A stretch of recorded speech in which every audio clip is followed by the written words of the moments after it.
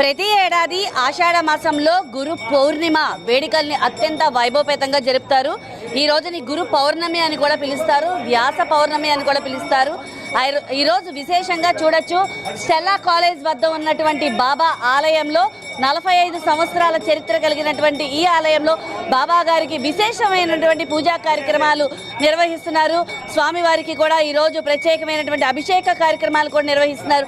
అయితే ప్రధానంగా ఈ ఆలయంలో ఎలాంటి విశేష కార్యక్రమాలు చేస్తున్నారు, అసలు గురి పౌర్ణమి అంటే ఏంటి, ఈ రోజే ఈ కార్యక్రమం ఎందుకు జరుపుకుంటామని మనతో మాట్లాడడానికి ఆలయ యొక్క ప్రధాన అర్చకులు వారు మనతో ఉన్నారు. వారితో మాట్లాడదాం. గురువు గారు నమస్తేనండి.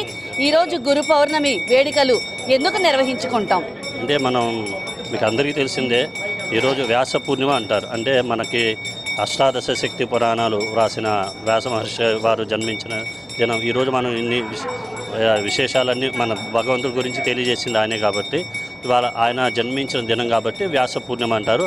అట్లాగే మనందరికీ ఆయన గురువు కాబట్టి గురు పౌర్ణమిగా చేసుకుంటాం. అట్లాగే ఈ దత్త పరంపరలో కూడా సాయిబాబా కూడా 5వ అవతారం ఈ దత్త పరంపరలో. అందుకని ఆయన గురువు కాబట్టి ప్రతి గురు పౌర్ణమి మన బాబా గుడిలో కూడా విశేష కార్యక్రమాలు జరుగుతున్నాయి.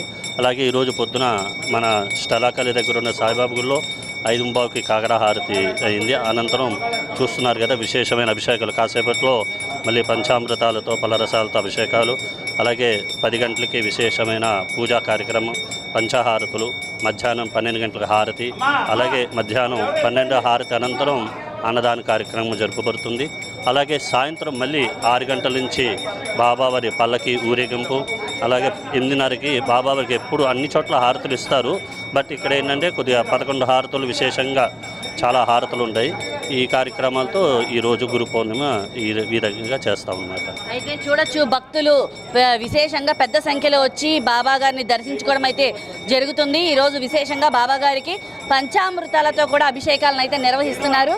పంచామృతాలతో అభిషేకాలు, అలాగే స్వామివారికి విశేషమైనటువంటి కాకడా హారతి, అలాగే స్వామివారికి ఏదైతే ఉందో హారతులన్నీ, అంటే షిరిడీలో ఎలాంటి హారతులు ఇస్తారో ఆ తరహాలో కూడా ఇక్కడ ఉన్నటువంటి ఆలయంలో స్టెల్లా కాలేజ్ వద్ద ఉన్నటువంటి బాబా ఆలయంలో ప్రతి హారతులు కూడా ఇవ్వడం అయితే జరుగుతుంది. అలాగే దత్తాత్రేయుడు అంటే గురువుని మనం పూజిస్తాం కాబట్టి, గురువుకి ప్రధాన స్థానాన్ని ఇస్తాం కాబట్టి, ఆ స్వామివారితో పాటు బాబా గారితో పాటు దత్తాత్రేయుని కూడా ఇక్కడ ప్రత్యేకమైనటువంటి ఏర్పాట్లు చేశారు. ఒకసారి వాటిని కూడా చూపించేటటువంటి ఏర్పాట్లు మీకు చూపించేటటువంటి ప్రయత్నం చేస్తాము. చూడొచ్చు, ఇక్కడ బాబా గారితో పాటు దత్తాత్రేయునికి కూడా ప్రత్యేకమైనటువంటి ఏర్పాట్లను అయితే చేశారు.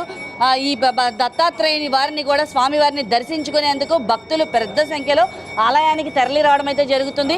కొంతమంది భక్తులు ఉన్నారు, వారితో కూడా మాట్లాడేటటువంటి ప్రయత్నం చేద్దాం. చెప్పండి సార్, ఈ గురు పౌర్ణమి రోజు బాబా గారిని దర్శించుకోవడం ఎలా అనిపిస్తుంది? చాలా ఆనందకరంగా ఉంది, సంతోషంగా ఉంది. సార్ చెప్పండి, ఎలా అనిపిస్తుంది అమ్మా మీరు ఈరోజు బాబా గారిని దర్శించుకోవడం? చాలా ఆనందంగా ఉందండి.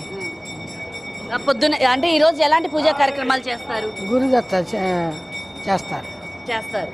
అయితే చాలా మంది కూడా గురు చరిత్ర కూడా చదువుతూ ఉంటారు. వీరందరూ కూడా ఆలయానికి రావడం అయితే జరుగుతుంది. చెప్పండి అమ్మ, అమ్మవారికి అది ఏదైతే ఉందో బాబా గారి ఆలయానికి రావడం, బాబా గారిని దర్శించుకోవడం ఎలా అనిపిస్తుంది? చాలా చాలా సంతోషంగా ఉందమ్మా.